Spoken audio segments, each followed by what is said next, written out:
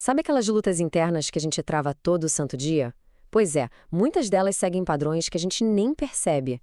Agora, e se esses padrões, essa guerra silenciosa que acontece dentro da gente, pudessem ser entendidos como pecados emocionais? Toda essa nossa conversa de hoje vem de um livro chamado Os Sete Pecados Emocionais, do Guilherme Henrique. E o mais interessante é que ele faz uma mistura fascinante de neurociência, psicologia e até espiritualidade para nos ajudar a mapear esse nosso mundo interior. Olha que frase forte, né? É com essa ideia que o autor já nos joga direto no centro do problema. As batalhas invisíveis que a gente trava por dentro, muitas vezes sem a menor consciência de que estamos em guerra. E como é que essa guerra aparece no dia a dia? Talvez com aquela sensação de já acordar exausto, uma raiva que explode por qualquer coisinha. Aquele sentimento de ser uma fraude, mesmo quando as coisas estão dando certo. Ou, sei lá, uma angústia que aperta o peito e não tem nome. Esses são os sintomas desse conflito silencioso. Bom, o nosso roteiro aqui é bem claro. Primeiro a gente vai entender o que é essa tal de guerra invisível. Depois, vamos mergulhar no campo de batalha, que é o nosso cérebro. Aí a gente vai focar em dois exemplos poderosos: a ira e o orgulho. E por fim, vamos descobrir qual é o caminho para a gente assumir o controle de tudo isso. Vamos começar então. Parte 1. A guerra invisível interior. O ponto de partida aqui é uma tensão que o livro aponta como a raiz de tudo: a batalha interna entre performance e presença. Pensa bem, a nossa cultura nos treinou para valorizar o que a gente produz, não quem a gente é. A gente é amado pelo que entrega, não pelo que sente. É como se a gente tivesse aprendido a usar uma máscara para esconder o caos interno. E é aí que mora o perigo, porque isso cria um abismo enorme entre o nosso eu de fora, que produz, e o nosso eu de dentro, que sente e luta. Agora a coisa fica mais científica.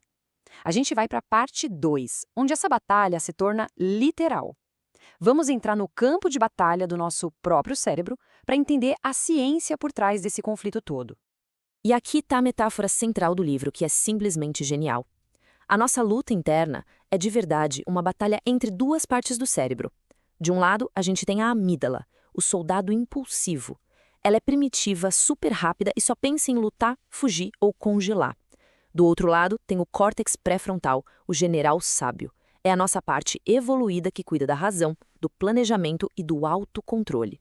Então, o ponto crucial é o que a ciência chama de sequestro da amígdala. É exatamente isso. É quando o soldado impulsivo assume o comando do general sábio.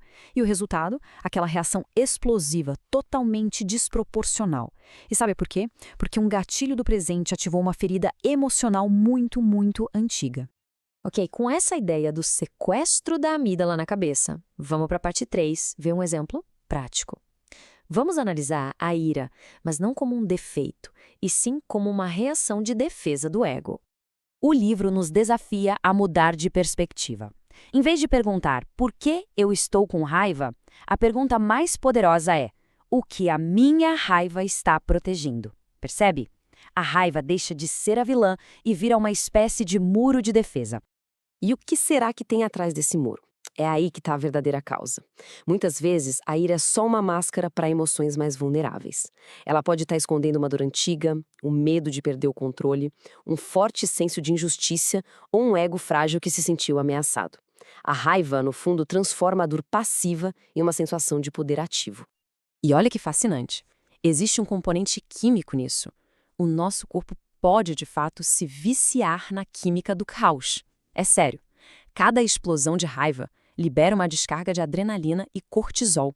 E com o tempo, o cérebro pode começar a procurar gatilhos, sem a gente nem perceber, só para ter aquela dose hormonal com a qual ele já se acostumou. Agora, vamos para a parte 4, explorar outra forma de defesa, o orgulho. Mas não como arrogância, e sim como a armadura mais pesada que existe. Uma armadura que protege, mas que também isola. O orgulho aqui é visto como essa armadura que a gente veste para proteger um eu que já foi ferido. Como diz a citação, a autossuficiência é um ato de isolamento. É uma tentativa de provar que a gente não precisa de ninguém só para não correr o risco de se machucar de novo. E esse orgulho se manifesta de jeitos bem sutis, viu? Tem o perfeccionista, que acha que se ele não falhar, ele não vai se ferir. Tem a pessoa com o complexo de salvador, que precisa se sentir indispensável para se sentir valiosa. E tem o autossuficiente, que acredita que pedir ajuda é o mesmo que admitir fraqueza. E qual é o custo final de usar essa armadura? O orgulho bloqueia a intimidade de verdade. Uma conexão profunda exige vulnerabilidade, exige a coragem de se mostrar imperfeito. Só que para o orgulho, ser vulnerável é uma ameaça de morte, e o resultado disso é uma solidão profunda. Certo, já entendemos o diagnóstico. Agora, na nossa última sessão, vamos para a cura. Vamos explorar o caminho para o autogoverno para a gente finalmente retomar o comando do nosso mundo interior.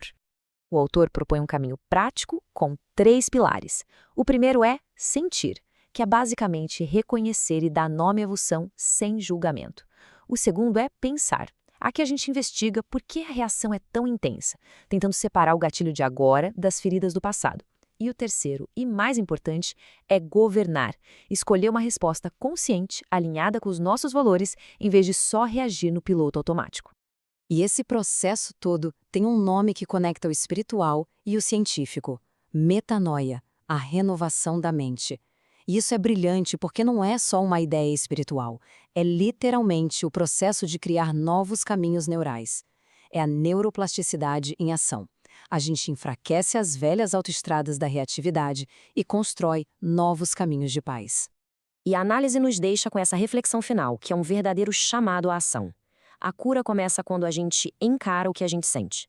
Então a pergunta que fica no ar é: o que você vai escolher encarar primeiro?